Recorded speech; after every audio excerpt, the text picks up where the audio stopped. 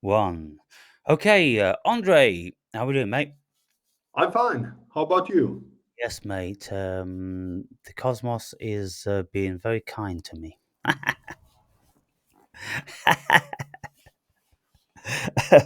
I can't grumble with that. Lots of people have a problem with life, don't they? And they're never satisfied and they're always disgruntled, and then they've got all different sorts of ailments and things like that. But Yeah, life really is what you make it, and it really is what you project onto it. And if you have a negative disposition, then the world is always going to be shit because you're always projecting your shit onto the world. And I've yeah, always had a positive disposition, and I'm always thrilled with life. And so, I've had bouts of some sort of debilitating depression in my life. It's not like I've felt really negative and um, um, I don't know. When people have depression, oh, they can't get out of bed and they don't eat properly and they all want to abuse themselves. Or no, whenever I've had that variety of issue, it's been a spiritual development issue. I've always maintained the body. I've always ate well. I've always slept well. I've always done everything that I was doing. But what happens with me when I get these bouts of like reclusion or depression, I just go within and I withdraw away from society. And I don't want to mix with friends and anybody, but I'm still perfectly functional. And that's kind of curious because whenever you speak to people who have depression, they can't do anything and they don't work out and they don't eat well and they don't maintain their cleanliness and all things like that, isn't it? They get completely incapacitated. yeah. Uh, I, yeah, I can recognize myself in that as well. But kind of on the both spectrums, because I always maintain the gym no matter what. I more I mean, would I be depressed today? I will still be eating healthy. I will still take care of myself. I would still get up of bed. Yeah, But I have had times where it has been hard to get up of bed because the emotional issue is so strong. You just sit swaying back and forth like this, like you see those pictures from foster homes in Russia back in yeah, the 90s, yeah. like that. But then I need to think about my breath and go back and remind me all the time, it's okay, it's okay. Need to say that to myself or something, Right. so that the nervous system know that it's okay, Hmm. because it can be things that are deeply rooted since childhood and so on. Yeah. But because I know myself as when I was a child, I I personally don't felt very connected to my parents or anything like that, Mhm. uh, uh, more like shut up or something and go away, Yeah. something like that. But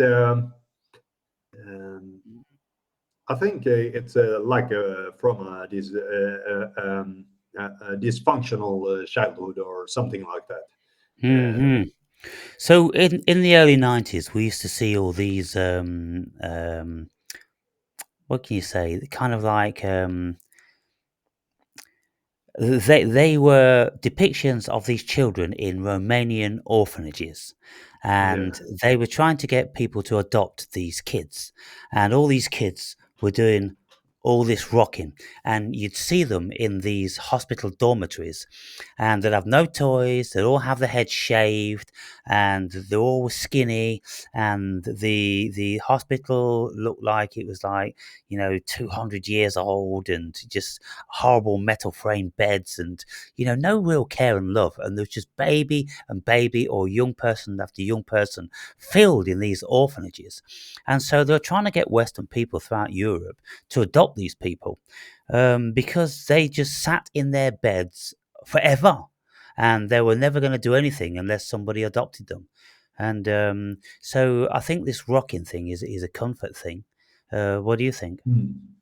Yeah, maybe it's a comfort thing. I haven't thought about it really.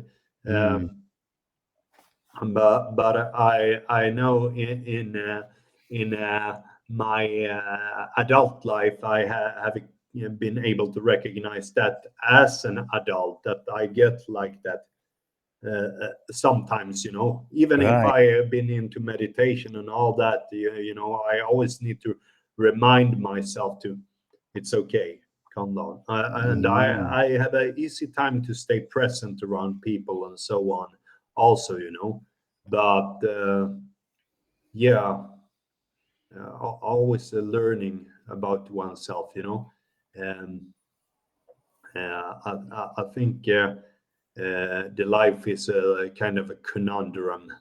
Sometimes it's a maze to figure out yeah. for because it's like yeah, okay, it's if we say God or the universe does not want me to work, because that's obvious. Every time it happens something on the work front, it's like, no, don't do that. It's if I decide that I should do that anyway because I need money, something happens, so it will not go that Mm, way anyway.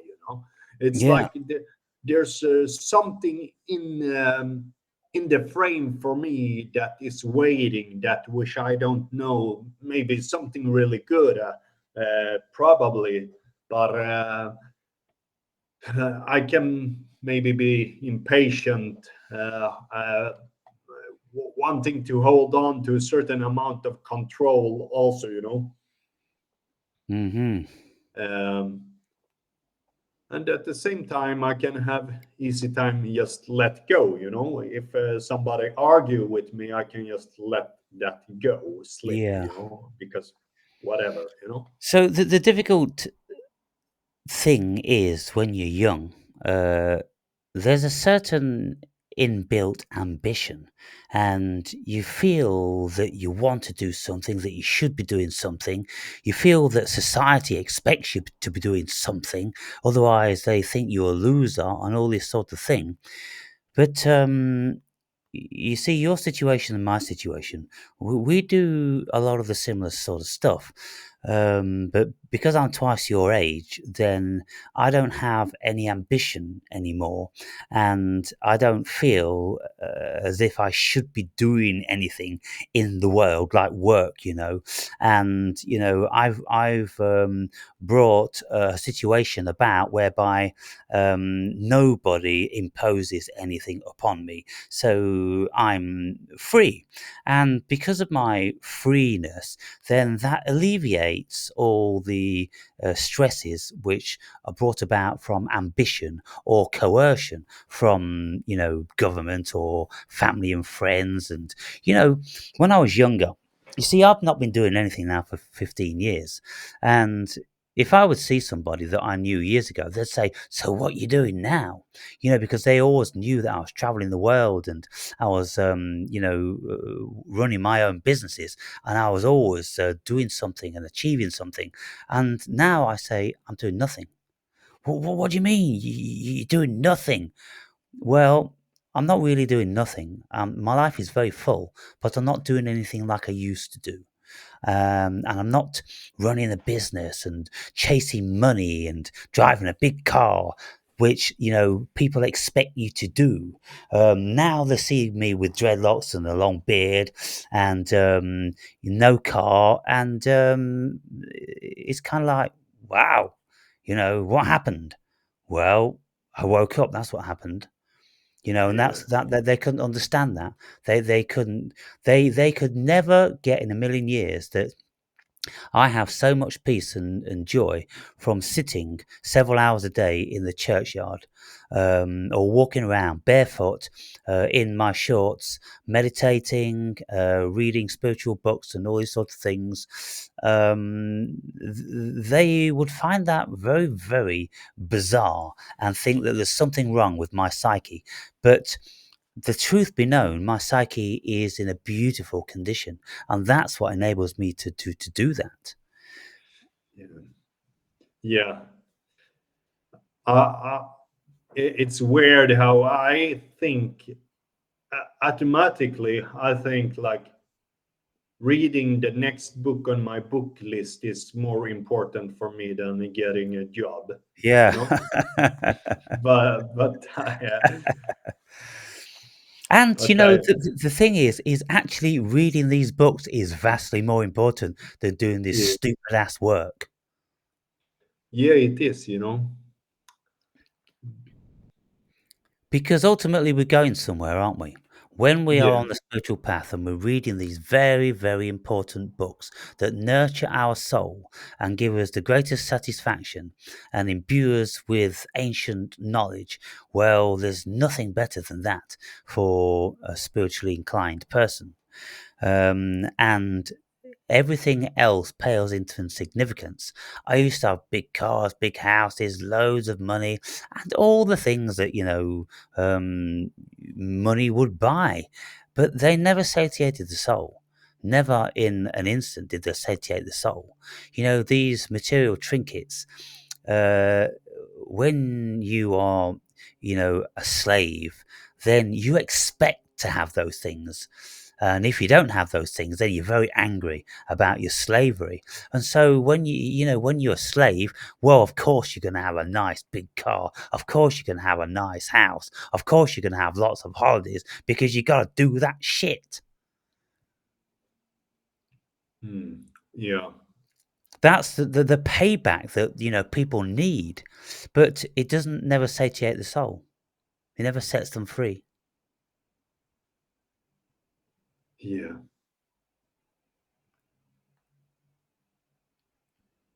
Yeah. It's a conundrum. So you've been reading my book. You're 200 pages in, and you've Yeah. made a few notes on that. Yeah. So if we take page V5, which is where you talk about yourself as an author, you know, Yeah. there you have written, after seeing some of what the metaphysical dimension has to offer, has struggled to find his footing again in a world he no longer recognize and believe in like he once did. Yes. Yeah, and that is really the whole thing, and that is for me as well. You know, it's uh, yeah, thing that need to uh, yeah. So when we wake up, we don't recognize the world anymore because we have changed. Our consciousness has changed, and we don't do the same things invariably. We don't have the same outlook on life. And we notice a whole lot more, and we look how automated everybody is, and we look how unsatiated they are, and we go, wow. Um, how am I going to live in this world? Well, I have never managed to do it. In 14 years, since my spiritual awakening, I have never managed to go back into it. And I don't think I ever will. And now I just observe it like a fly on the wall. It's kind of like what Jesus said, in the world, but not of the world. Well, I'm in the world, but I'm certainly not of the world that most people live in. I live in Yeah, another world. yeah, yeah. That comes to this quote here. We all held fast to the motto: "Work hard, and the world is your oyster," which effectively meant staying bound by the trappings of the ego and being a slave to the state's propaganda and the illusory nature of the non reality in which the ego binds us. On page 2. Yeah. It sounds like a great book. Yeah, Maybe I absolutely, should buy it. because you can recognize a lot right away. Yeah. And because you're only 200 pages in, it doesn't really even get started until chapter 9. And then I the think it's chapters. over chapter 9. I think this might be chapter 12 or something in Wow, between. chapter 12. Okay. Chapter 14 is quite a monumental chapter. Ah, okay, I see. Hmm. Yeah, this must be chapter 12. Yeah. Yeah, okay. So, all right then. So, what else have you got there? In opposition to human logic, wishes, and desires, there are robust, uncompromising natural laws to the cosmos, and one of them is the universal natural law of polarity. This law means that wherever there is X, there will be its opposing nemesis of I. Why? Why? Why? Yeah. Yeah, on page 3 to 4. And that is like similar things like the hermetic principles, the Yeah. polarities, so to speak, Yeah. to be centered in the middle when one pendulum swings there, stay centered. When the pendulum swings there, stay centered, because eventually it will come back with the same force in the other direction. Exactly. And so it's always very interesting and necessary to go to the extremities of the pendulum swing because we need the experience, but we mentally and spiritually and physically, really, we need to keep centered at all costs.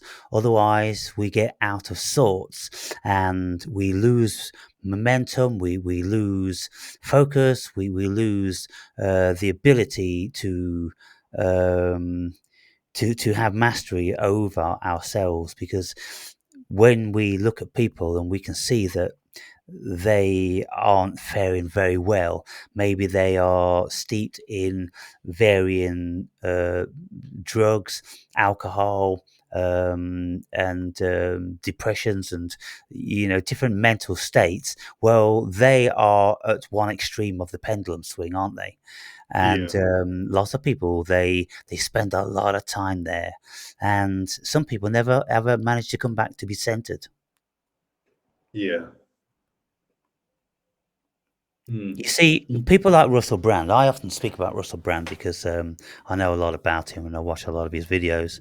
But, Yeah. he was an alcoholic and a drug addict and a sex addict. So he had a lot of addictions. And he was very often found curled up in a ball in the corner of a room, high on heroin or withdrawing from heroin in a bad way, you know? Mm. And people, strong people who were close to him, brought him out of that by putting him into rehabilitation centres and this and the other. And now he's centred again, you see. Now, when Yeah. you watch him, he's a family man. He exercises, doing jujitsu and, yoga. And, he's got, a very balanced life. So he's managed to find his centre again. But how Yeah. many people actually manage to do that? Is when he had probably a lot of pain that he tried to numb within himself, Yeah, But when there's pain inside, it's good to do the opposite, bring more pain. Like if you stand in the cold showers for 1 minute every day, stand in the cold showers for 10 minutes instead, because you're already pain inside, so it better pressure you even more, because this will do very good stuff to your body and so on. yeah. I think with suffering, there is for lots of people there is a great benefit to going as low as you can possibly go. Because until you hit rock bottom, there's a funny propensity of the human being. We have like this Thanatos. Freud called the death wish Thanatos, which of course is Mm. Greek. And he reckons that we all have it to more or lesser degrees. And we can see this in society, how people are smoking and drinking and driving too fast and doing dangerous sports and unprotected sex and all that sort of thing. And in the book, I speak about when I had that. I was doing all of those things very, very excessively. And uh, when we have that variety of spirit within us, we're never going to change until we slump very, very low to the point of self destruction, until something else comes on board and says, enough now. And then Mm. we switch and then we decide incrementally to come out of it. And so that's what I did. You see, I had issues from my childhood with the suicide of my mother, which profoundly affected me. And so for many years, I carried this Thanatos thing. I would engage in dangerous things all the time. And I almost lost my life on 4 occasions there in the book. But ultimately, when I really, really hit rock bottom and the ego completely dissolved, well, there's nowhere else to go then. You know, some people take the option of suicide, but that was never, um, on my cards. And, well, I suffered. I learned to really, really enjoy the suffering, to embrace the suffering, to nurture the suffering, and to have suffering become my friend, you see. And then when you befriend suffering, it isn't Yeah. an issue anymore. Yeah. Yeah, because it is like, yeah, if you can win against a struggle, yeah, every struggle that it becomes one, yeah, becomes part of the power within, so to speak. Yeah. So, and I try to remind myself about that as well. Oh yeah, every struggle that is one builds my power. And Yes, and if I so it. is if I am a skeptic in certain ways, then that will build my strength over time. Yeah. And so if we consider that suffering is beneficial, then we embrace it, we don't deny it, we lie with it, and we look at it and ask it, what is it that you want to tell me? What is it that you're trying to awaken me to? And then, when you accept the pain and the suffering and you're open, then you'll get the message. Yeah, And, you know, yeah, mostly they are emotional messages that it's over now, it's over. You've done that. yeah. And sometimes I don't, even if I get positive feedback that this is you can trust in the process. I get that positively within me. This is okay. You can trust in the process.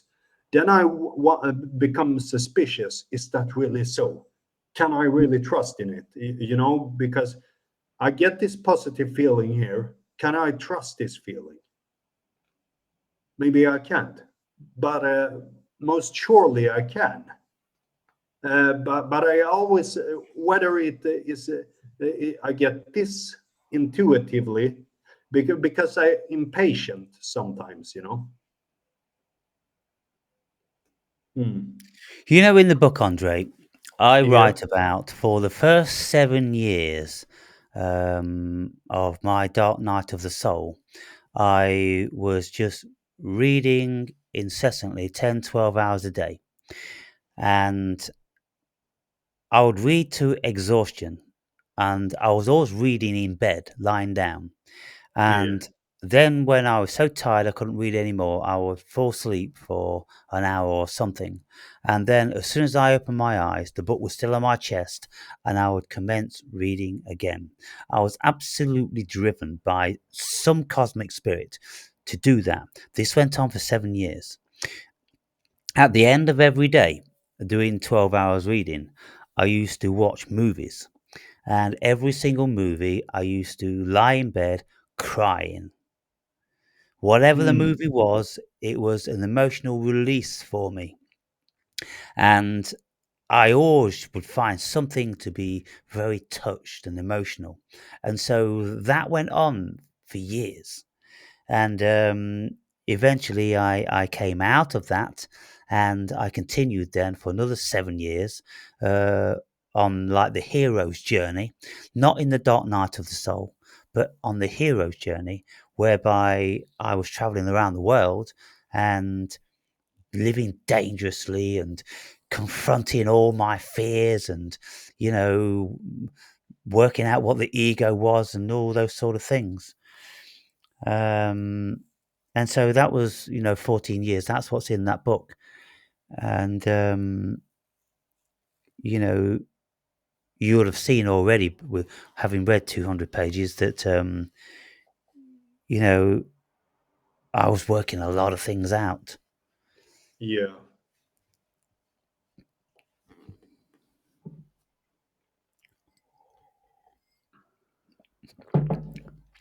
So what's the next line you've got there?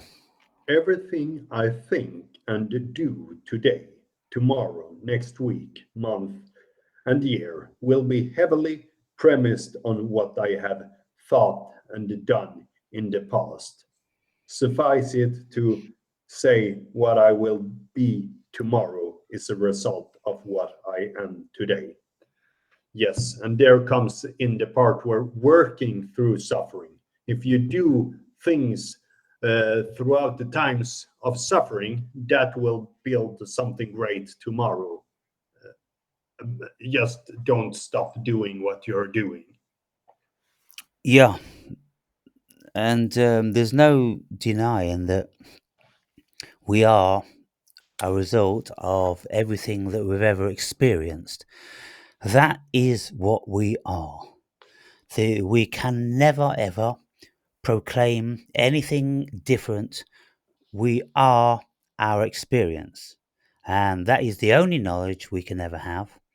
And so accept yourself for what you are today. And tomorrow, you are still going to be all the things that you have been, but you can morph into something more. You can do less of one thing, you can do more of another thing. But you see, you have already been cast in stone, cast in concrete, and every experience that you've ever had has been indelibly embedded in your psyche. And so you cannot escape that. So you have to accept every failing of yours, um, everything that you've ever done to anybody which wasn't honourable, and all these things. And eventually, you've got to try to get a resolve on those by accepting them and embracing them and deciding that you want to give recompense, or you want to change from how you used to act and things like that. Yeah, yeah. Myself, I have changed. Yes, yes. I thought about what is that? Is that the necklace? A tree. There's a tree on it, right? Yeah. Yeah, This is the tree of life, yeah. and this is shungite. Or is it shungite or shungite? Shungite, I think. It's a Mm. certain sort of stone which is very rare, and it's supposed to protect you against um, the effects of electromagnetism, from appliances, radiation, Wi-Fi, and all those sort of things. Hmm. There's many psychological properties to it. Apparently, it's one of these mystical things. But because it was so inexpensive, I paid £10 for it. I thought, well, I'll try it, and I brought my daughter one as well. And as it Hmm. happens, we're both doing fine. So, could be a talisman, could be a placebo, one of those things, but we'll never know. Many Hmm. things in life are placebo. And also in here, You have what do you have there? A rune or what? yeah, a rune. Can you see? No, That's not really. it, I know all the runes pretty well. well, There's that a tree. is a tree of life. Yeah. And that's bronze, that is. This one is a rune. Let's see what that. If I can see what it is, kind of rune. I I can't see that well. Yeah, that rune. I don't know what it is, kind of rune. Then I have another one.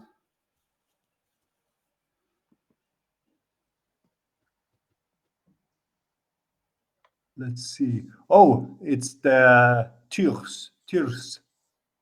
It's the like war rune. What Ty- rune? Tyrs, I think its name. What does it mean? It's the Tyr was a god. It's not Thor, but Tyr. He Right, lost his hand in a wolf's mouth. I right. think.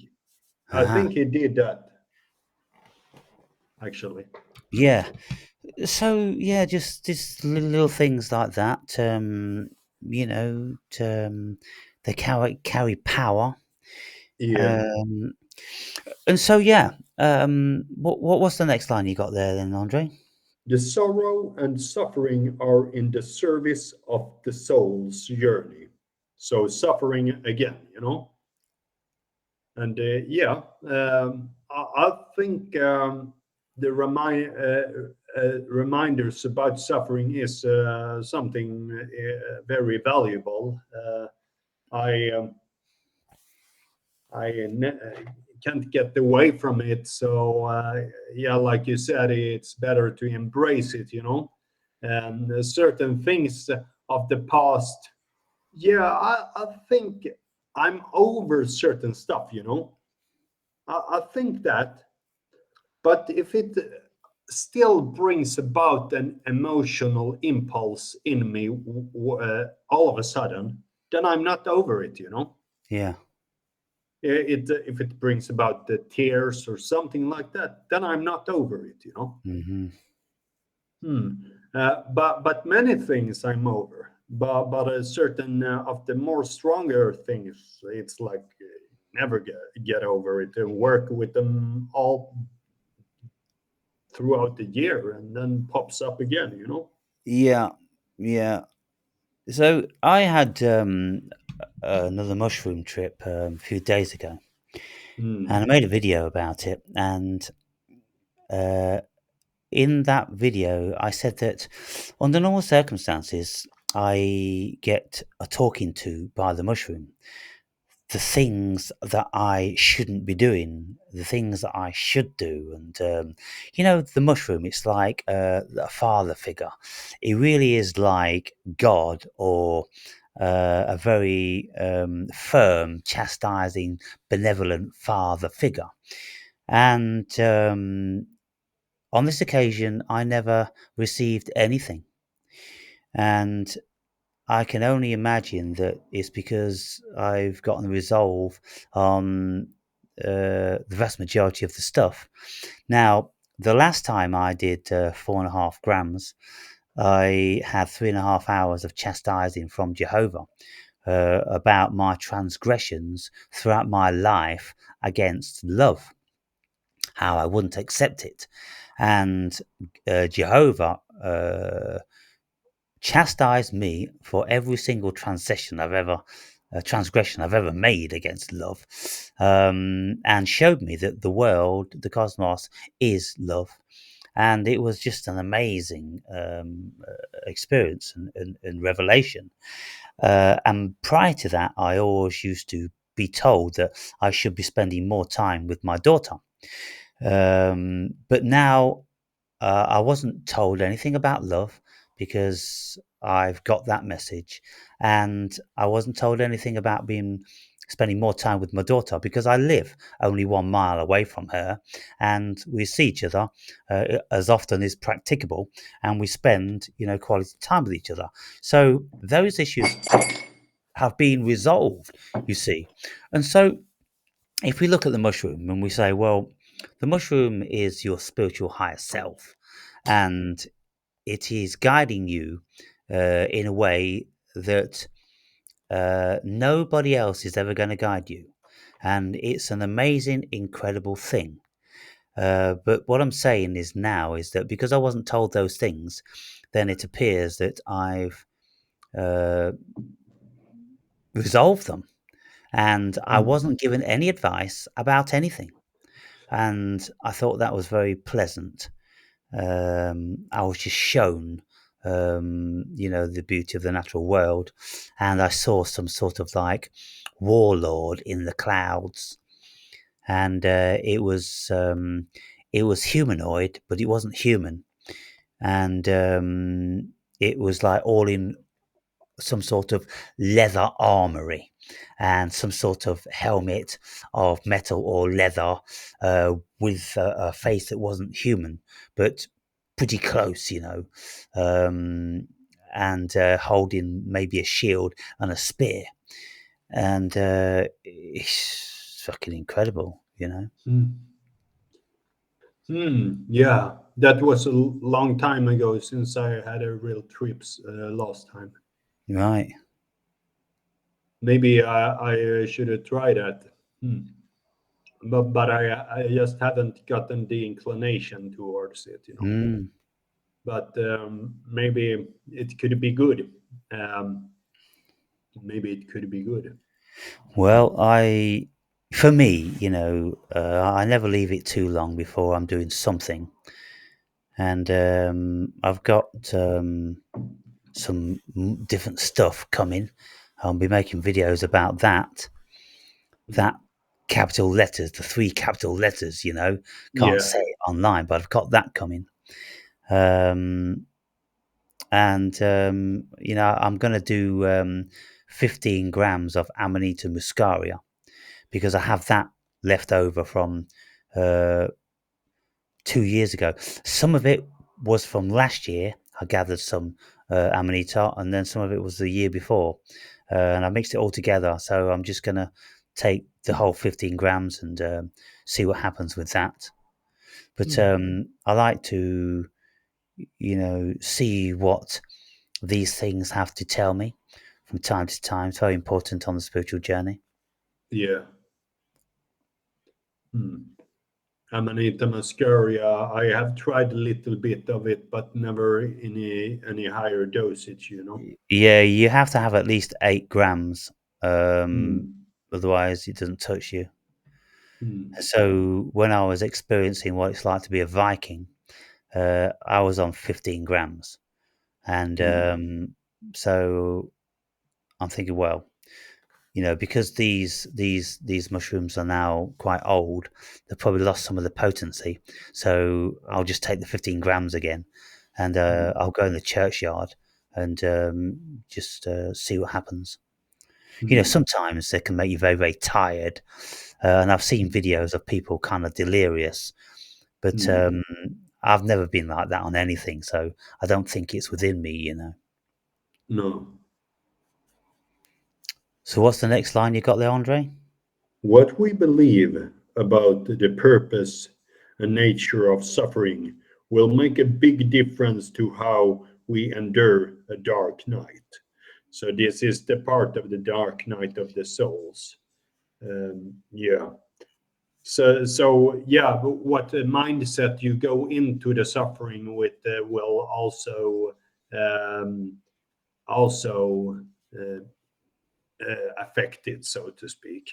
You have to embrace it. You can't run Yeah. away from it. You can't deny it. You've got to accept it Yeah. and run with it. And these things, they go on for years. And so you'll know from, reading um, how I, went on to my journey, that all I did for 3 years solid was just um, go to the gym, robotic like, just because I kept the discipline. I would walk for 1 hour a day, just round and round the country roads. I never even used to walk in the woods at that time. I don't know why. I just used to walk around the country roads, with the traffic going by. It's kind of bizarre now. I would never do that. I would always go into the woods or the fields, but at that time I didn't. I would just walk around long, endless country roads. Mm. And then I would read and then cry at night watching a movie. And, for 3 whole years, this was very, very profound, Yeah. and to a lesser degree for a further 4 years. And so we don't come out of this stuff very, very easily. It No. takes a long time to uh, rebuild a fractured ego and Yeah. uh, nurture our soul, which we had neglected for many years. And so when I started meditation, then, well, that was just uh, a massive advancement because it nurtured me so much. And from the very first moment I started to meditate, I took to it like a duck to water, and I couldn't get enough of it. And I just had to do it at every given opportunity. It doesn't matter where I was. And I was doing about 5 hours a day for 3 or 4 years. And every time I was doing this meditation, then I would just be making endless videos because I would get greatly inspired. And then I Mm. started on my astral projection journey, and that was just incredible again. So it was just one giant leap of spiritual advancement after another. And, I'm not sure it's stopped now, to be fair. So, in those early chapters, I speak about Plato's allegory of the cave. Yeah. What did you make of that? It's about the Matrix in a way, you know. It's like an early depiction of the movie Matrix, a similar concept in a way, because they are getting the view from the shadows on the wall from a plateau above the wall, you know, and there's like uh, entrance or there where they come in sunlight, and then they see the like shadows on the wall, and that's all their reality because they haven't experienced anything else. And then one of them just managed to slip through there, and he sees what's on the other side. And then he tried to say that to the others down there who is not haven't seen that. Now they just dismiss his view of reality. So it is really about somebody that transcends and uh, see on the other side, so to When speak. they become awoken or enlightened. Yeah. So the scene is set when you've got all these like prisoners chained down in a cave, and they are facing the cave wall, and behind them there is a fire incessantly burning, and there are people milling around, and they're carrying things, um, like shapes of animals on sticks, and for things like this anyway. And these shadows get projected onto the wall, and they scare the people who are chained, because their world is those shadow reflections on the wall. That's their very, very narrow parameter of consciousness. But Yeah. the people which are walking by the fire, who are free, they could be carrying animals or furniture or different shapes and things. But the people watching the shapes don't know what they are. And so that's a very limited state of consciousness. But one of them breaks free and then exits the cave and goes out into the open world and sees all the things that he'd never seen before. And then he Yeah. goes back down, then he tells the others, shaking them, trying to say, look, there's all this different stuff out there they don't want to know. So it's like when we wake up and we are trying to shake our friends and family about waking up, they're not interested. They will fight tooth and nail to stay in their own darkness. So this allegory of the cave was written, more than 2,000 years ago, and it still stands today. It's such an amazing allegory. It's very, very powerful. And when I first came upon that, I realized that that is exactly what I had done. And Hmm. it really, really just struck a chord in me. And I realized the genius of these bygone philosophers. And that's why I was reading them incessantly, one book after the other, which was psychology and philosophy. That's all I read for the best part of 3 solid years. Carl Jung and Sigmund Freud and all those different other sort of psychoanalysts. Hmm. I'm not sure I tried to shake anybody about it, actually. Right, Because I always, since I was a child, believed in ghosts and entities and all that kind of stuff, you know? right, So for me, when I was a child, I could go up to people and say, uh, "Have you ever seen a ghost?" right, Because I have had seen those kind of stuff, you know. right. Because we lived in a house which had a weird paranormal activity and so on. So, yeah, because I was a child, I didn't thought that was any strange to come up to people and ask them if they have seen ghosts, you know? Yeah. So what did you see then? Do you think they were ghosts, or do you think you was astral traveling, or what? Both. Right. One time I saw a redhead little boy at my bed, and one time I saw some kind of angel. Hmm. And then also, while my mother and I and my brother sat by the table, the bowl with the fruits in started to jump like this. Right. So many of those kind of weird stuff was happening. My Hmm. mother experienced things, my brother experienced things, and my father just told me that there's no such things. Right. But and my wardrobe in my bedroom one time started to jump like that, so all the clothes within it were going back and forth like that, you know, wagging back and forth. And of course the wardrobe doesn't do like that. Yeah. And so how did you feel about that at the time? I was scared of it. Yeah, well, could imagine. Yeah. So how do you manage to sleep again in that same room? Um, I lived there for 12 years, and I recognize when from 3 years of age until I was 12 or 13, I lived there.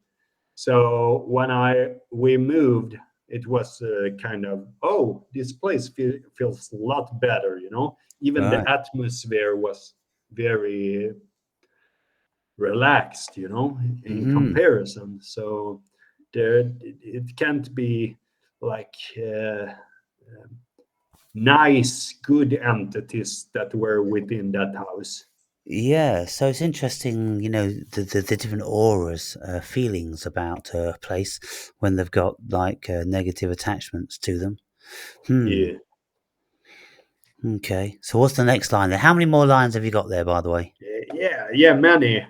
Okay. Uh, and Let's crack on. This is avoid shallow advice and empty distractions. When in the dark night of the soul, when in the dark night, Thomas More adheres to us to avoid shallow advice givers, popular psychology experts in general, and the distractions of mass entertainment. Become acquainted with yourself on the deepest level possible and in the smallest detail. Become the expert on your own journey. Pay attention. Be aware of when you avoid, excuse, justify, and explain, and any hint of being a victim in your story. As Thomas More says, win now. Why know out any subtle in undos? Mhm. In I don't know how I express this word Hmm. innuendos of resistance. Um, when, So it yeah, speaks about accepting your suffering and your position, and don't yeah, fight in it, and then look very very deeply at everything that's going on because it's a journey to the self, yeah, um, and you know very powerful. And so I don't know how many people would have had the Dark Night of the Soul experience because you need to have had a pretty tragic experience to slump you into such depths, you know. yeah. Hmm. You see, the way St. John of the Cross describes uh, his Dark Night of the Soul, the one who wrote that, he wrote that in about 1500. So uh, he was saying he felt completely abandoned by God and detached from everybody and everything. And it was the loneliest experience anyone could ever imagine, and traumatizing and seemingly endless. But he just kept his faith. Um, and you can have faith in God, or you can have faith in your own ability to come back from the darkness, And that's what I did. I worked myself back every single hour of every day. I worked myself back because Hmm. I was in ruins. I was just in ruins. I imploded. Hmm. The thing is, I at least half my life I feel have been pretty dark, you know. Mhm. So so so from between uh, born and until I was 18, 20 started to get brighter around 19, but still pretty painful, you know. And Mhm. and then when I was 24, I got the Dark Night of the Souls, but it got also more beautiful and light at the same time. You Right. know. Um, but of course, stabbing my stepfather while I was 19 was also a dark night of the soul because that split the family, and so on. Mhm. Yeah. Yeah. So Okay. that was when I was 18. Um, mm, but many of those stuff I still come back to today. It's like a part of me that is with me all the time, and I try to work them out. And I've done it a lot, I've done it where the workings a lot. I try to focus it on the breath work and let the, let it flow. The emotions that comes, Mm. and so on. And I feel that I have gotten out a lot of blockages and so on. know. Hmm. But maybe it is also a matter of certain things come back again. Yeah, I mean, you could try confession, and this doesn't have to be, to a priest or a god. You confess to your higher self or to a higher entity, um, which you feel comfortable with. If you confess wholeheartedly uh, that you did wrong things and you want emancipation, freedom, forgiveness for those things, then I found that that's very, very surprisingly powerful. Huh, really? Yeah, and I Hmm. speak about that in the book. You'll get to that at some stage. Yeah. Hmm. Hmm. Because all those dark stuff, it has come great stuff out of it as well. So I wouldn't change anything either, uh, because it has made everything like it is, you know? Yeah, you've learnt a lot of things, and you've got no idea what your life would have been like had those things not happened. And so we can't really live in regret all the time, otherwise we'd be torturing ourselves. But Yeah.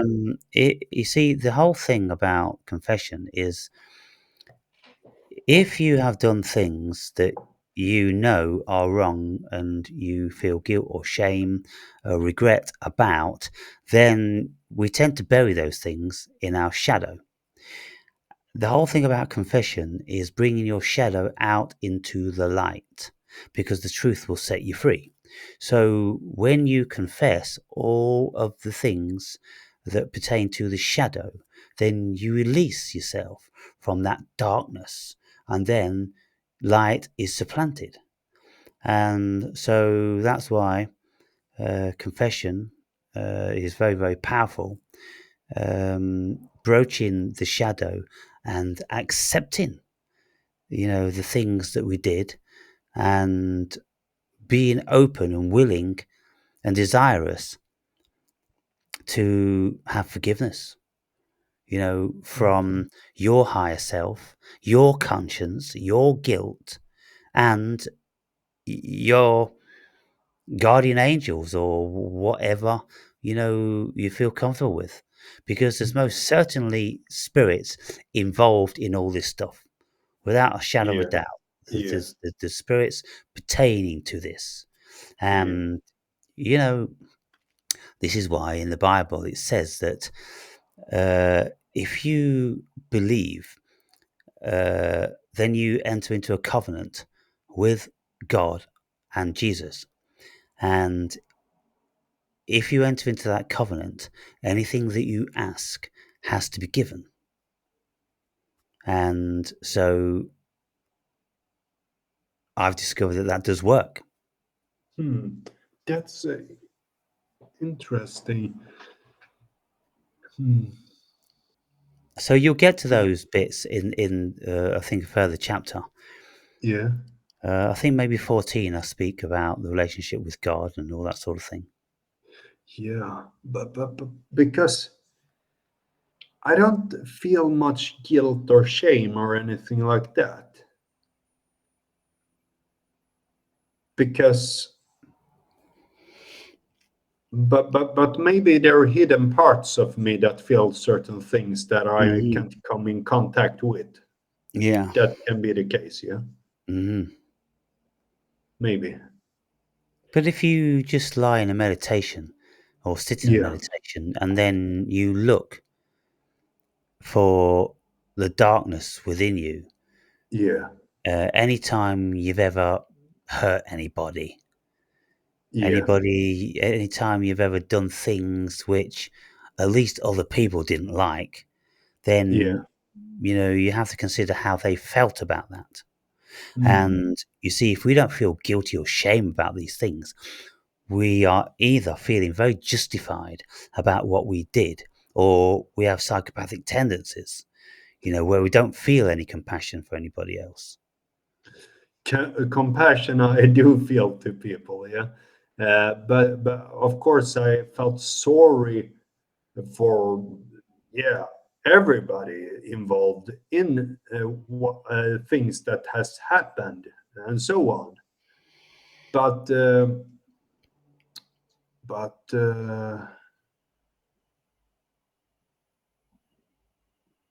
I wouldn't change them because it Mm. the other people that were involved maybe learned something. Yeah, I learned something about Yeah, it. yeah. There's a lot of truth in that also, and so Yeah. whatever you feel. If you don't feel that there's any work on the shadow to be done, then you know Hmm. continue. Yeah, but I think there also almost always are something. Otherwise, certain things in my life would be different if Hmm. there wasn't work to be done on my shadow. Yeah, That's how I look upon it. yeah. Um, Certain things like struggle with money and so on. Um, have a connection to something must be. Uh, I've seen my father and my stepfather. They both were good at getting a lot of money and so on. Hmm. My father, he used just to throw money around himself. A table full of just money over everywhere. He didn't care. He was like treating it like trash and so on. Mm. But then I also was in a position like a position where I was more like a dog. What do you say? Submissive dog. Right. Hmm. Um, that's yeah, very um yeah. He's an interesting dude in his own way. My Hmm. father. I don't meet him anymore. I'm not angry at him or anything like that. I don't wish he would be an other kind of father and so on, even if it has been like it has been. Right. Yeah. Because yeah, most people don't have this kind of weirdness in their family. Hmm. So it's Yes. a kind of colorful upbringing, so to speak. Yeah, and I think we do become more evolved people from these experiences, and it's like all the things that happened in my childhood. I wouldn't change anything. I wouldn't say, "Oh, I wouldn't do this," or "I want to go back and change that." Nothing, not a single thing in my life. I wouldn't change a single thing. Um, because it's how you feel about it now. If Yeah, you are okay with everything now, then that's it. Why would you want to change anything? It's only if you're not okay with things that maybe you have regrets. I don't have any regrets, not at all, no, about nothing. yeah. So, what's the next line you've got there? It's I want to encourage you to enter the darkness with all your strength and intelligence, and perhaps find a new vision and deeper sense of self, even if the source is external, a crime, rape, an abortion, being cheated, business pressure, being held captive, or the threat of terrorism. You can still discover new resources in yourself and a new outlook on life. Yeah, and that is yeah, kind of yeah, what I do. Uh, Most often try to find a new outlook on different things and so on. I have a lot to work on. I see that uh, I, I'm back in a certain kind of mindset where I can see certain things I need to get the resolve on and so on. Mhm. Because I know that I am a man with a much great qualities and so on, and I know that most men don't have the qualities that I have, but I also have lacking in things, qualities that I feel that I should have. Well, maybe you should work on those then. Yeah, I tried. I You tried see, it, and I banged my some head into the wall all the time. right. Some of the greatest information, wisdom that's been passed on to us in the last 100 years come from people like Alexander Solzhenitsyn, Yeah, who was incarcerated in Russian Gulag for 10 years. And he's the one that says that, evil runs through the heart of every man. Then you've got Viktor Frankl, who was in the Nazi concentration camps, and he says the same thing. Then you've got Dostoevsky, who was also in Gulag for 4 years, and they all conclude the same thing because when you are amongst fellow men, you will see the absolute bottom of the barrel, but you'll also see the highest of spiritual connected people because life is going to work in different ways through different people. So you're always going to get the sneak, the cheat, the thief, and the most despicable people that are just trying to self-serve. But then you're going to get other people which will give you their last food, or they will, help a dying man, or all these different sorts of things. So we see these qualities, and this is why these levels of suffering are so powerful because they present you with what you exactly are. And if you come out of one of these places, like Dostoevsky, Franco, and um,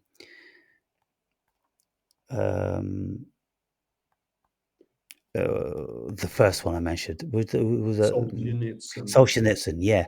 Then when you know you've been in a position to be sneaky, conniving, and do all the bad things, and you didn't, well, you could never be tested to that magnitude again. So you know what you are, and so that's why these people then they went on to become great men and write great things because they were speaking directly from cosmic consciousness and the heart of a human being. Whereas the corrupt people, they never went on to do anything. They never wrote any profound books or anything like that because they could never tell from the heart what they did. Hmm. And again, the truth will set you free. Yeah,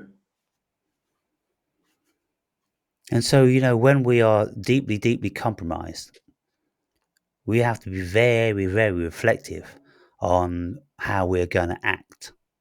And of course, it's always tempting to take the shortcut or to be self serving, but you feel a whole bunch better if you don't. yeah, And if you lend yourself to compassion and helping other people and all those sort of things. yeah. Mm. Hmm. Yeah, and not taking the easy route, so to speak. Yeah, take the hard road. Yeah, Take the hard road every time, yeah, and don't shirk your duty, and don't moan and cuss and all these sort of things. yeah, Just put your back into whatever it is. And yeah, so this is what we do in the dark night of the soul. Whatever yeah, we have to do, we continue to do it as honorably as we possibly can, and then when we come out of it, we flourish. But if we fought and cussed and rebelled every step of the way, we know yeah, we're not worthy of coming out. Yeah. into any beautiful. It's like a butterfly emerging from a chrysalis. We're not worthy. You know, No. we would just putrefy in our own, you know, in our own shit. We would never manifest into a butterfly. No. Mm. So hardship again, hardship. This is what maketh the man. And Yeah. so we always have to bear this in mind and never even contemplate taking the easy road, because the easy road doesn't serve anybody. It's just a shortcut, and you will Yeah. never if you reap the benefits by shortcutting, then they will taste bitter in the end, Yeah. because you wouldn't have earned the sweetness. So we don't take the shortcut, we take the long hard road, and then eventually when we come upon the fruit, it tastes so beautiful and so sweet. Yeah. That's similar to David Goggins as well, Yeah. and he really enjoys the suffering. I mean, peeing blood and shitting himself, and still feels that that's enjoyable, and breaking his feet and all kind of stuff. Yeah, that's an amazing mind. Uh, my brother is also really good at the suffering part, I would say. He, even if he has problem with his legs and so on, he go out for hikes still for like 10 or 30 days or something like that. Hmm. um, but that is really, it's good to have those people,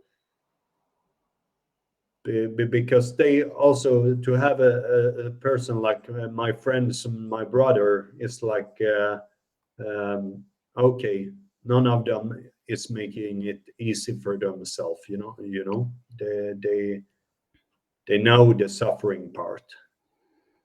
Yeah, so as long as you can embrace suffering, then eventually you'll get dividends paid to you. But if you Yeah. all shirk pain and suffering and duty, and you lie on the couch and you don't face the world, then you're never going to achieve anything. You're never going to be respected. And so that's the moral of those stories. Yeah. So what's the next line you've got there? Does it not seem an absurdity to justify our existence and explain away our genius by stating that our purpose is our children or our vacation? That seems to me to be a profound misunderstanding of our importance here in the universe. We justify our existence by creating other human beings, or more randomly by our vocation, or by the fact that we help some people in need occasionally. Yes. So what do you make of that?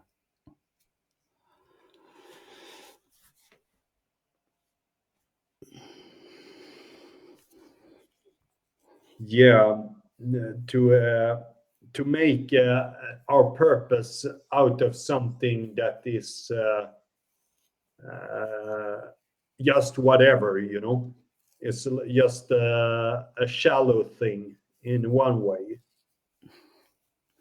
Yeah, if we consider our purpose is in the abstract, Yeah. then we will never focus on the interior. And so, albeit there is, of course, a very important facet of being human being, and that's to, have offspring and to create and all these sort of things. But at the end of the day, the purpose surely is the journey. The Yeah. purpose is the transmutation um, of the philosopher's stone. Yeah. It's not what you do, it's how you do all these things, how you raise your children, how you conduct yourself with people, how you feel about your labor or your vocation, and all those sort of things. Because if you're always considering you are always sharpening your tools, then that is the ultimate goal, to sharpen your spiritual tools, so to speak, rather than acquiring the wealth and hoarding the beauty, which is always going to slip through your fingers ultimately. So uh, never attempt to justify your life from the abstract. Always justify life from the heart, knowing that you've always done the right thing, or if you've not done the right thing, then you've made recompense and you have ultimately done the right thing. Hmm. So probably read the next one.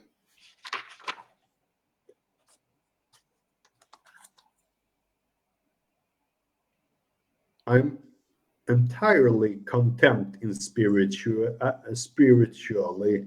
I'm entirely content in spiritually being, living, and existing, period.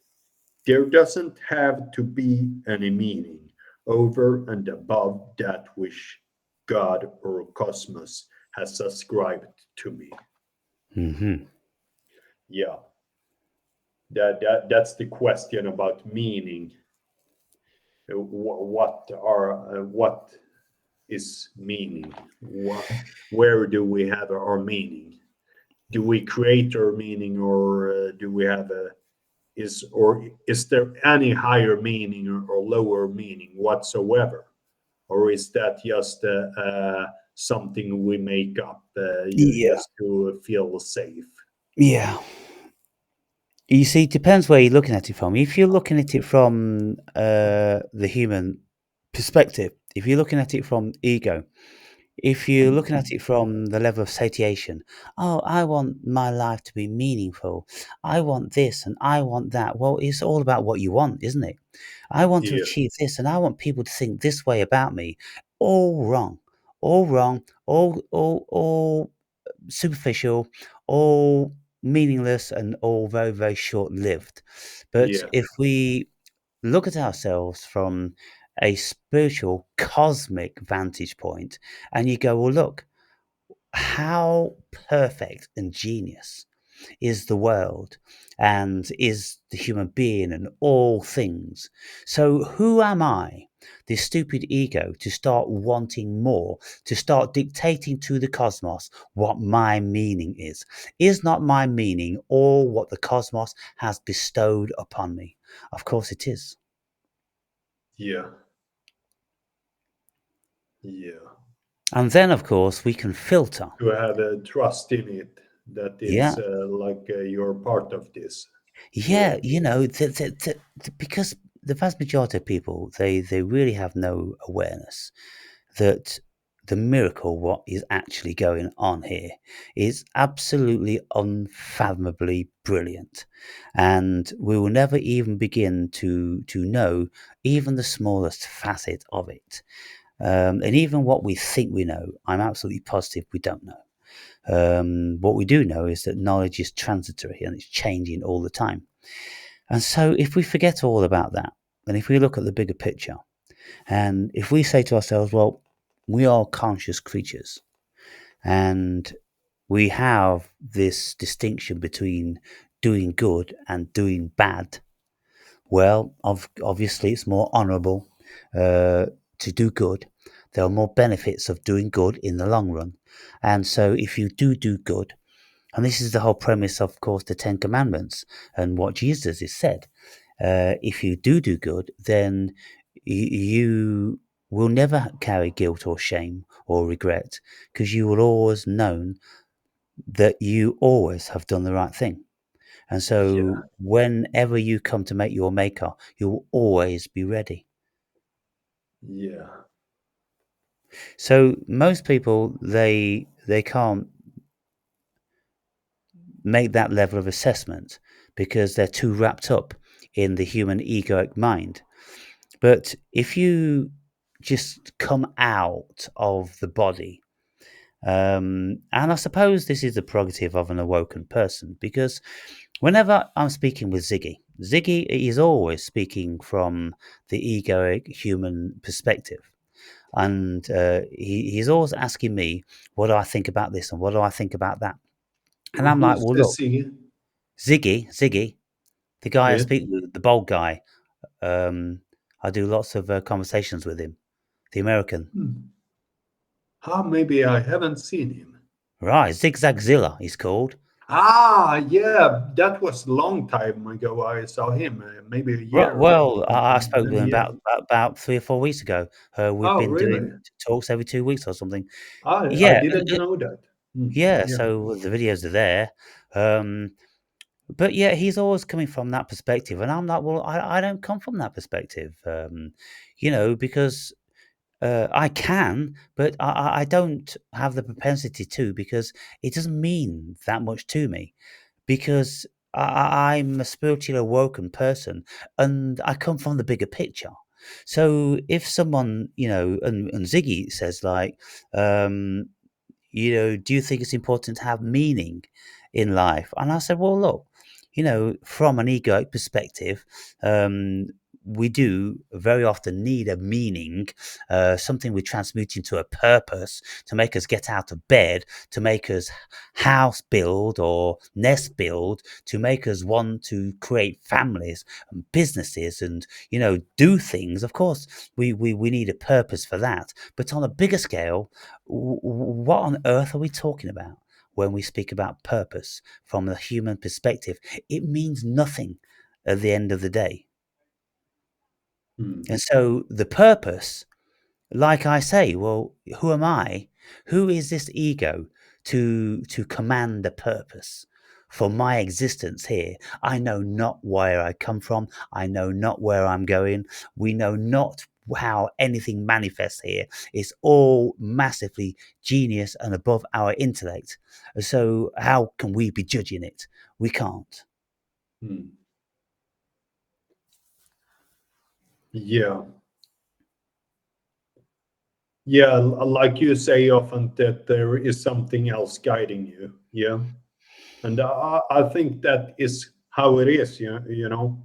I'm on my journey, and I get presented certain things on the way, and I have an inner feeling of something, and then I go along with that.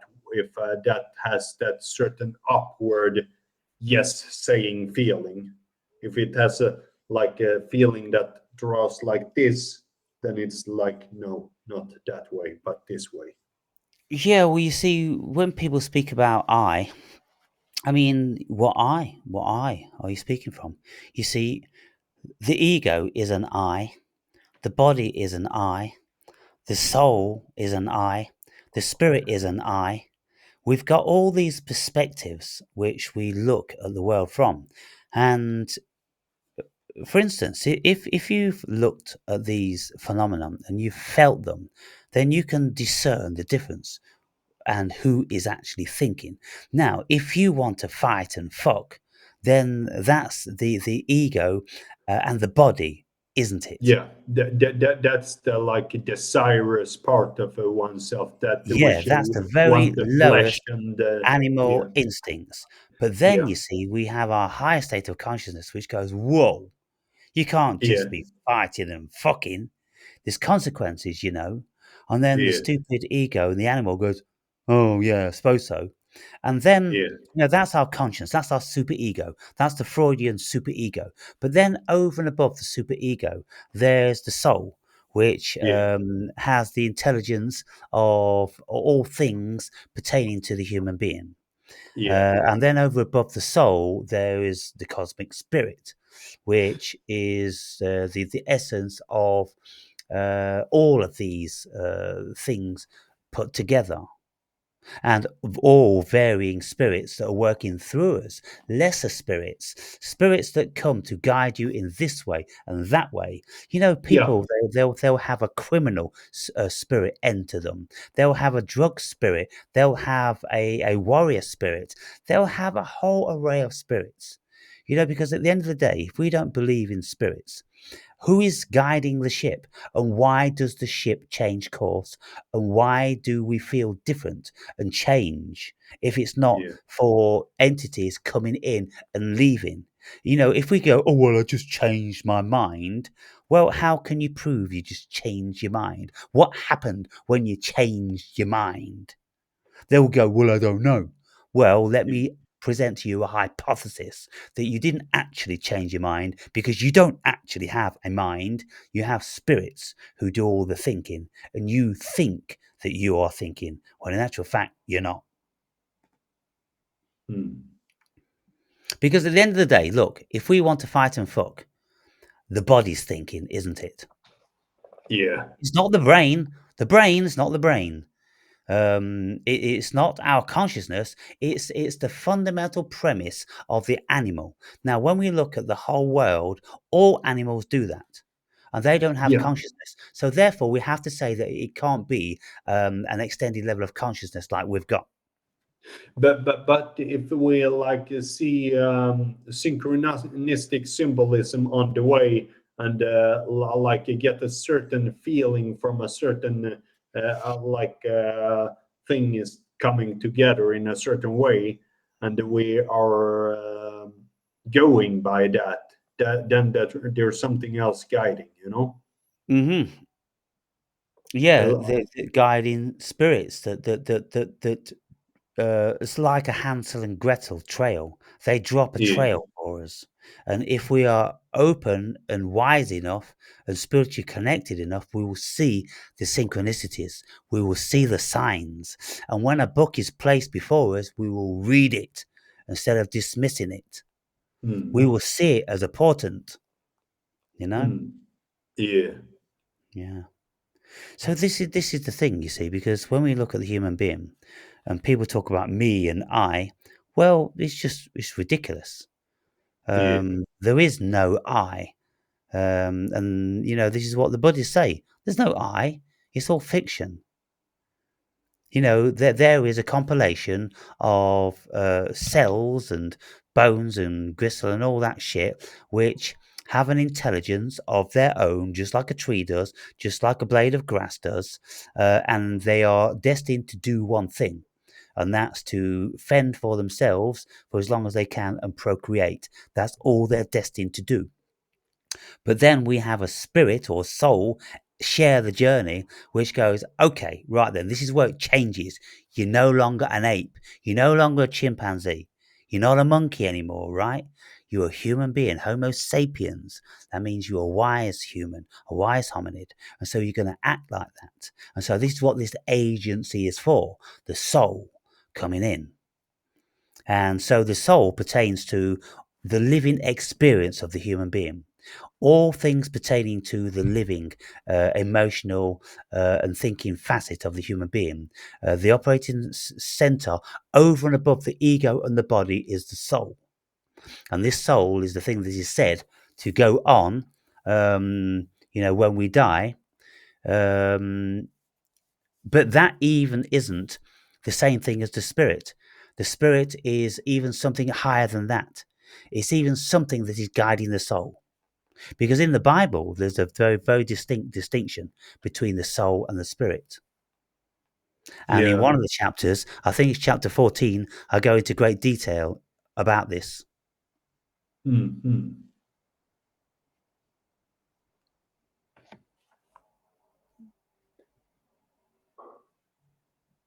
Here's written, I am expounding that existence is all the meaning we will ever need for our spirituality to be realized.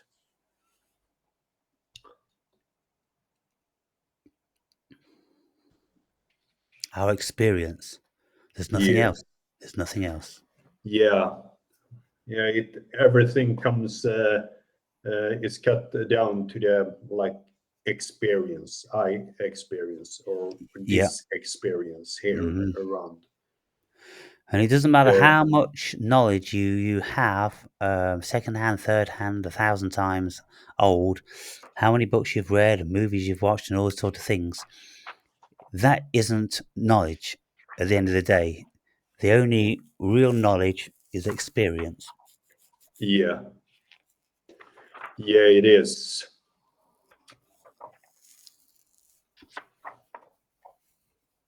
So you've highlighted certain bits in the pages in the book then. Yeah, I done that, and of course, when I highlight certain things, it is often that at that certain point in time, I have thought something about it. You know, Yeah. sometimes I've thought things that I maybe don't remember now. I have some books that I have written down certain things in. If I highlighted something in some book, I have sometimes written what I was thinking right there and then. But then you should also have enough space at the pages to do that, you know?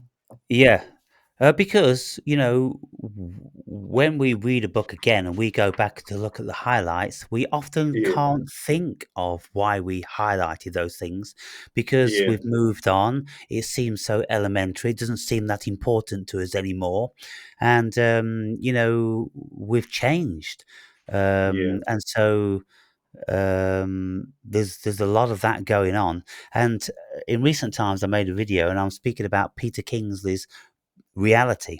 Yeah, I remember His mega book, recommended that. and I read it 3 times prior. And when I first read it, it was the most profound and important book I had probably ever read, and that was saying Mm. something.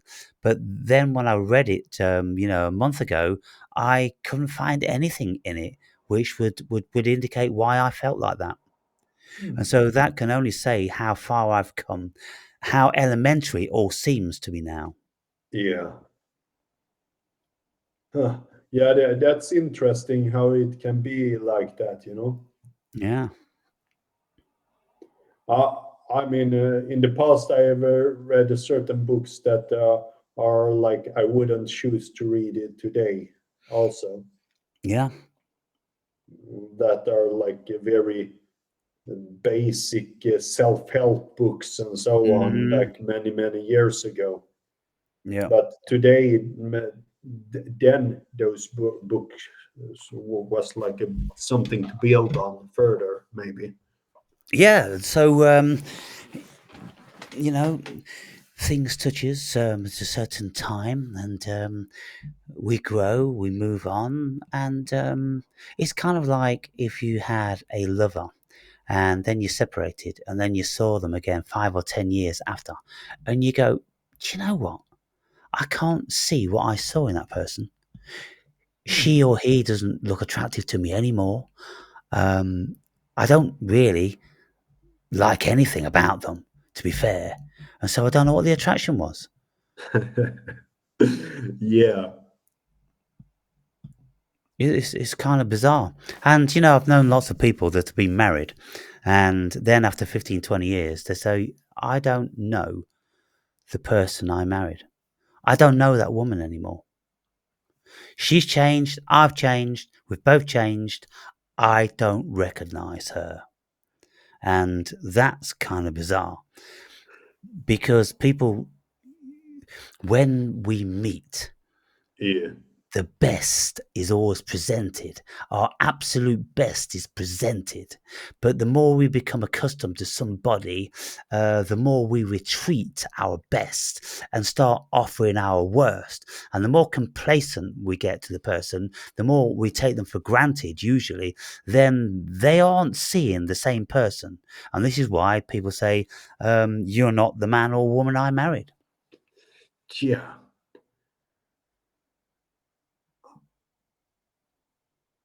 Maybe those kind of things could be done in a better way. It's like making a commitment to develop each other in a similar way like friends hold each other accountable for things. Oh, man, you're getting fat, get to the gym, man. Similar with the girlfriend, you shouldn't, if a man have a girlfriend or wife, he shouldn't go and eat McDonald's because he's the man. He should show the woman we don't eat that shit. That's for pigs, you know. Yeah, well, I'm sure there's lots of people that do that, but and there's lots of people who keep each other in check and encourage each other and this that, and the other. So it's just an extreme that I'm speaking about. Yeah, I'm sure we've all experienced both polarities. yeah. So what's the next line you got there, Andre? Let's see. Jesus said, "If we believe in him, then we shall be within him, and he shall be within us."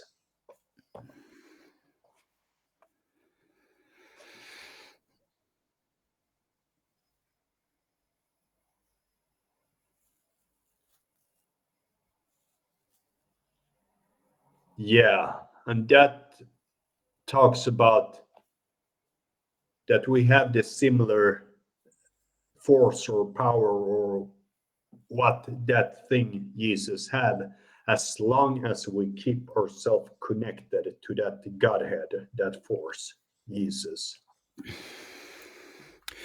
Well, the Christos is within us all, and in the book of Thomas, Jesus states that we're all twins, and there is no difference between him and us as sons of God. And all that I can do, you can do better, and all these sort of things. And Yeah, so Jesus, when he's talking about the kingdom of God, he's talking about a metaphor. The kingdom of yeah, God is within, our minds and hearts. It's a place which we can find, which is the best possible version of the human being. And when we are very, very still, we're not busy in our minds. We are open, caring, observant, loving, connected, and all these different sorts of things, which is a far cry from anybody in modern worlds.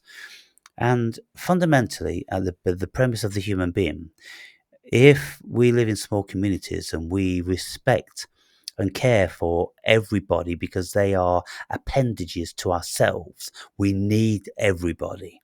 We need the warriors. We need the bow makers. We need the basket weavers. We need the fishermen. We need the hunters. We need the cooks. We need everybody. Everybody is absolutely invaluable. Therefore, then we're going to treat everybody with the greatest of respect and kindness. And so, therefore, you can see that the Christos would be within the whole community. And so, Christ would be the effigy which resides within them all. And so when we lend ourselves to being like that, then we are acting very Christ-like. So it's very elementary and simple. But what the church has done is bastardized it and it's yeah, proclaimed that Jesus is up in the sky, God's up in the sky, we are pieces of shit. And, yeah. Just pure servility. yeah, Go it's bow absolutely down. vile, disgusting, and it's a despicable indictment on the human being that people actually fucking believe that shit.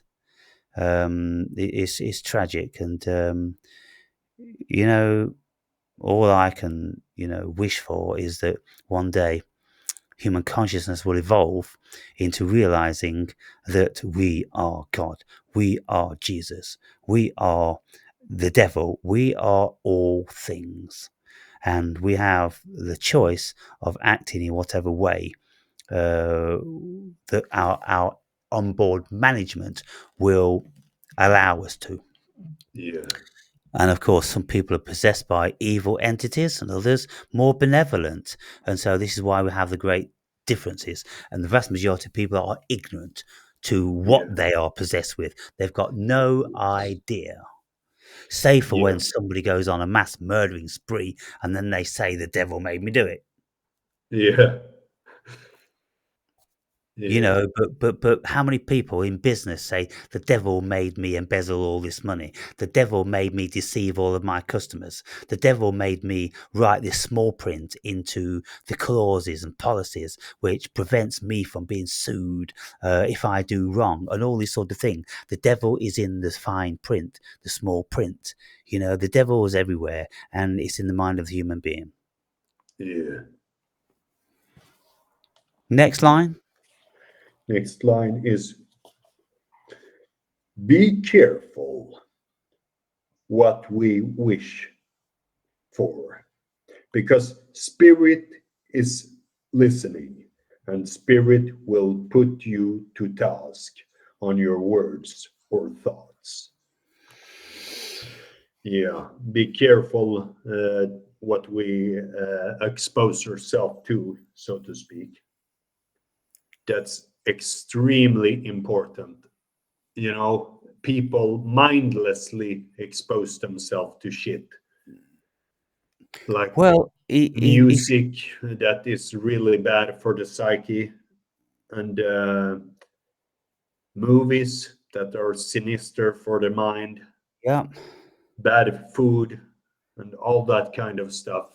So Not that's thinking, bad politicians, all yeah. that kind of stuff. That's one facet, but that line opens with "Be careful what you wish for." So Yeah, wishing is different to watching movies and getting involved in different sort of negative stuff. We yeah, have to be very very careful what we wish for, because if we, in our naivety, we wish to be wealthy, we yeah, have to be very, very mindful what that wealth is going to pertain to, how restrictive it's going to be, how compromising it's going to be, how imprisoning it's going to be, how hard it's going to be, and all these sort of things. Do we want that life? This is why. If the genie comes out of the lantern and asks us, what do we wish for? We've got to be very, very careful what we say. yeah. um, maybe we need to be really, really philosophical, and we need to say, well, I wish that I could have as many wishes as I desire, only I could change the wishes in an instant if I decided I didn't like them. So there's Yeah, clauses. There's got to be clauses to the wishes, because if you say, "Well, I want to meet the love of my life," you meet the love of your life, and then she gets diagnosed with cancer 2 years after. And then you go, God, I asked you for the love of my life. And he'll say, that is the love of your life. You will never love anybody more, but you didn't say that you didn't want her to be taken away from you. That wasn't in the small print. So, we have to be really, really careful, yeah. Mm. because wishing isn't simple by any means. No, it needs to be detailed. And, when I was a younger man, and I decided that I wanted to own my own businesses, and I did. Well, the more I got involved with owning my own business, the more of a prisoner I became, the more of a dictatorial person I became. I treated everybody like they were working for me, because invariably somebody always wanted something from me. And so it's kind of like, well, you're indebted then.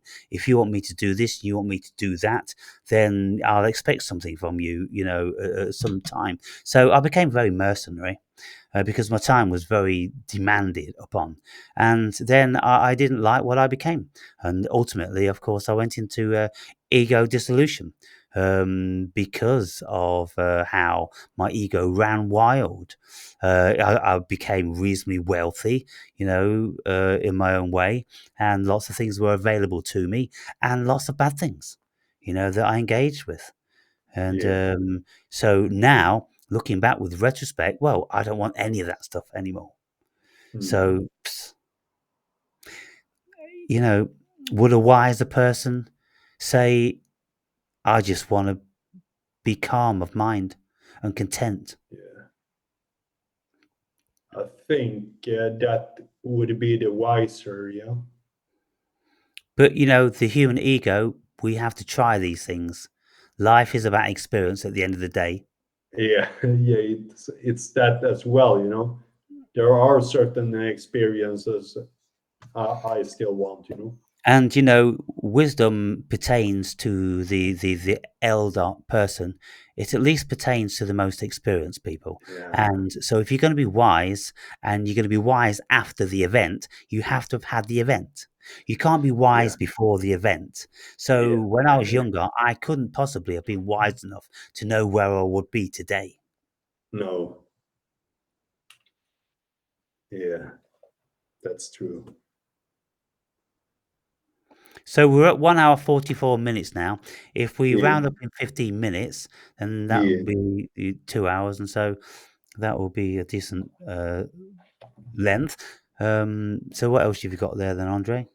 When we delve far beyond the ego comprehension, we enter the cosmic consciousness of pure absolute awareness, the nothingness within the awareness of awareness.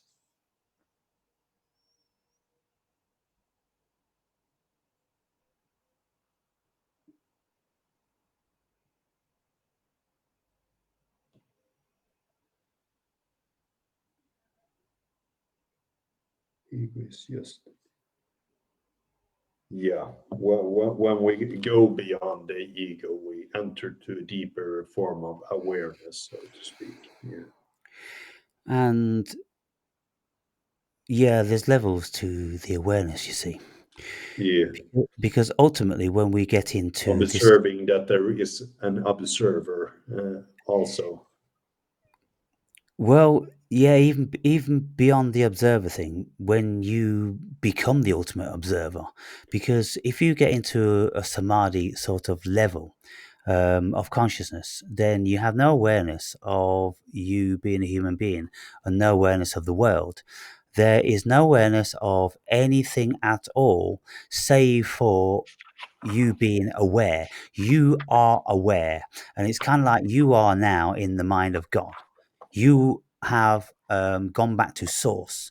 You have re-entered into the mind of God, and everything stems from the mind of God. And this awareness, it appears to be vast and filled, but we don't know what it's filled with. It just has a vast quality to it. So yeah, I mean, that's when we get into the deepest of meditations and we experience that level of deep meditation, and it's a whole different ball game of consciousness. And then we come out of that into another level of awareness, the spiritual level of awareness, whereby we'll look at the world vastly different, and then we can come back down again to the egoic level of awareness, where we are suffering because we have too much of an allegiance and a belief in it, and that's the thing. So there's so many different tiers of consciousness and awareness. Yeah.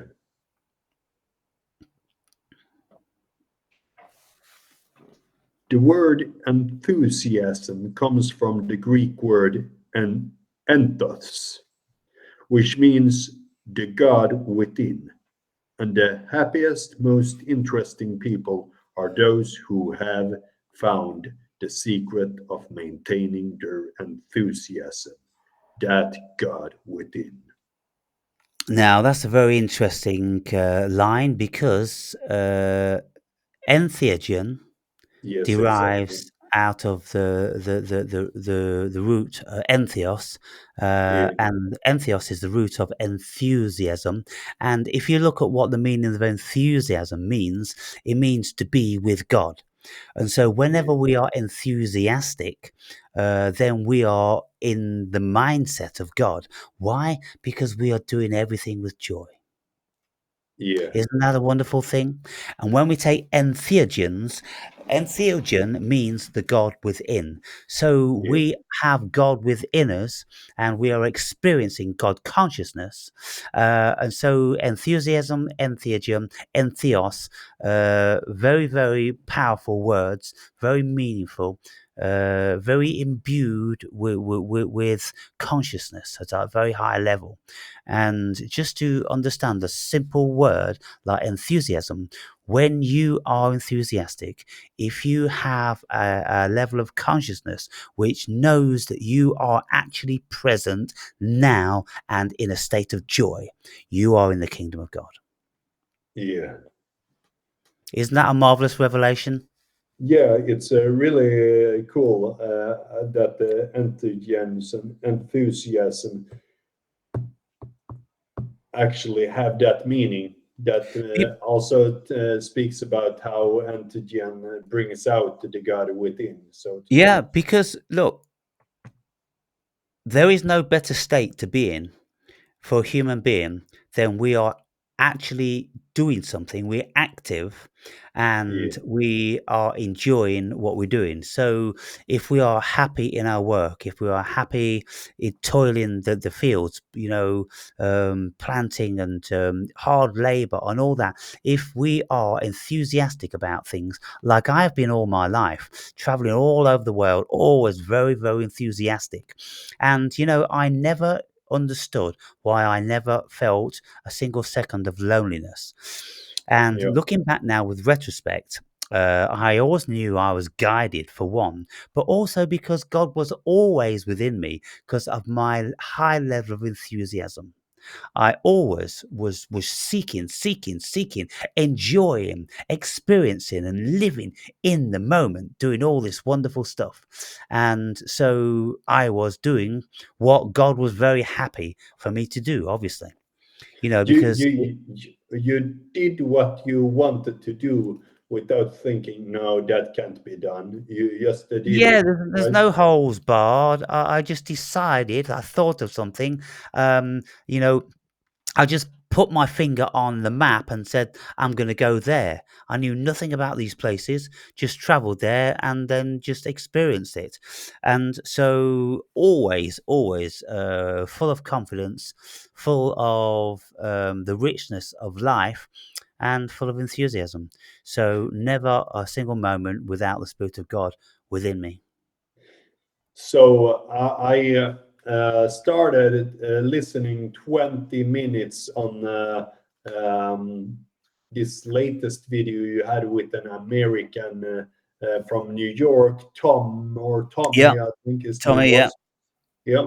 And he was living at a certain place, and you just said, well, something like he could move, Yeah. but he for him it didn't sound that what was that easy. But when you said it, it sounded very easy, you know. Yes. Yeah, and Because in my mind, there's never ever been any level of constraint. Whereas in Tommy's mind, obviously, there were many constraints, probably many that he couldn't even articulate at that moment in time. There were uh, deep, subliminal, unconscious constraints that he knew were there, fears. Could I make it here? Could I leave this place? What would happen if this and and all these sorts of things? Deep rooted unconscious fears that many people have, particularly when they get older.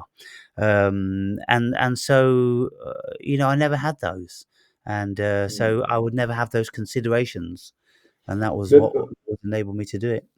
but for me it is like if I look at the, oh, I want to do this, but this here must be solved first. Hmm. And what about this thing here in this direction? If I should do this, I must solve this first. But I can't solve it right now, you know. Uh, so I get stuck often. Yeah, so it just depends, how burdensome you want your life to be, and I Kind just of just fuck all the other stuff and say I do this instead. yeah. You see, look, when I moved to Bulgaria, I took a 40-foot shipping container, cram packed full with all my goods. Yeah. And I bought lots of property and land out there, and I furnished some wonderful properties. And I worked 6 months on refurbishing and making them all beautiful and everything. And then when I'd done it, I decided, well, I've done that now, and it's time for me to move on. But you see, I'd put all of my furniture, which I gathered up from all around the world on my travels, all my ornaments and trinkets and things that meant something to me. But I decided to let it all go with that house because that's where they belonged. Everything looked beautiful in that house. And the people that bought the house really loved all of my ornaments and furniture. You know, I've got Thai figures from Thailand. I've got Egyptian stuff. I've got African stuff. I've got Australian stuff, didgeridoos, and I had a whole bunch of stuff, and they loved all of that cultural stuff. And albeit it never meant anything to them, like memories, like it did me, because I remember every single place I, came upon or purchased any of these things. I let them all go because I wasn't about for those goods to be compromising my freedom. And I Yeah. said to myself, I remember every single thing in that house. I remember all the details of where I acquired them, what they meant to me. They're all here now. I don't need to keep carrying them around the world. Yeah. Material things. How many people can do that? I left every single thing I owned, which was 40-foot container, shipping container, the biggest road container that you can get, biggest shipping container. I left Yeah. all that stuff, and I walked away with one guitar and two holdalls of clothes. I can see how that must feel like a relief to get off that from the shoulders. Yeah. It was like when I sold electric guitar to a certain person, like a couple of months back. I sold the electric guitar and one of the amplifiers. Then I gave him for free one electric guitar beside also. So Hmm. he got really happy for that, and I felt like I don't need that many electric guitars, so he can get one extra So you for felt free. a little bit free from that. Yeah, and he got happy. Yeah, he got happy. He But it's not wanted it for it's his not sons. exactly walking away from everything you've ever possessed, though, is it? No, Would you just walk away with one bag of clothes from where you are now in your town with your friends, with your family? Would you just walk away, get on a plane, and go to another country to set up a new life? if I had the opportunity, I would be able to do that. Yeah. You make your own opportunity. Hmm. That means that I need a fair amount of money to book Mhm. the flight and so on, and know where to stay and so on. Uh, that's possible. That's possible that I would do that because I have left things behind me before, and I know what the relief for the mind it can be also. So it's possible that I would Yeah. do it. Yeah. You see, what it did for me is, I, of course, had the money from the sale of the property. So the world was my oyster because I could do a lot of things with that money because it was quite a lot of money. Yeah. And so I thought, well, traveling light with just two bags, probably I'll dump one bag because like one bag was winter clothes and another bag was summer clothes. So what I think I did is I flew back to England, left my guitar and the winter clothes, and then I took one bag to another country somewhere. And like Africa, I went to Africa. I lived in Africa for 3 years, and then I started again. I started developing property and buying land and, new vehicles and, new clothes and new furniture and all that sort of stuff. And then ultimately, I just let it all go again and flew away just with the money. Hmm. Yeah, that's a really nice way of doing things. Non-attachment, you see, and also, Mhm. it is kind of callous, but I've met a lot of lovely women around the world, and I spent time with them, and girlfriends and acquaintances. But ultimately, I was always going to leave them, and I always let them know that that was always going to be the case. So we shouldn't become too attached. We should enjoy each other Yeah, on that level of presence, being present, not expecting anything from each other, not making plans for each other, not trying to change each other, just enjoying each other for the time we had together. And then you enter into a certain magic, an unconstrained magic, yeah, because you're very free. yeah. Hmm. So we've got 1 minute left then, Andre, um, uh, to Well, thank you for this conversation. Very nice conversation. You're the first person now to come and to speak about my book. And so I really appreciate that. I appreciate you thinking about it. I appreciate hearing your thoughts about it. And it means a lot to me to get other perspectives, to see how people think about similar sort of things. And so for me, this is the spice of this channel, and I only wish that more people would do it. So Tommy's coming back, and he's going to do it. And Ziggy promises that he's going to be buying the book, which he hasn't done. So if you're watching, Ziggy, um, you know, time's running out, dude. Yeah, Um, and so, yeah, anybody else that is inclined to do that, um, you know, I just love to speak along these levels of the depth and complexity of life. yeah. So you'll continue to read, and I'm hoping that you'll be back again with more underscoring. So whatever you've underscored now that we haven't addressed, save that, add that to the beginning of the list next time, and then we'll continue. Yes, absolutely, we do. Yeah? All right, brilliant. Well, enjoy the rest of your day, Andre. Yeah, yeah. You too, Aaron. Cool. Nice to talk to you again, and I'll see you in the comments, no doubt. Yes, sir. Cheers, bro. Bye. Cheers. Bye.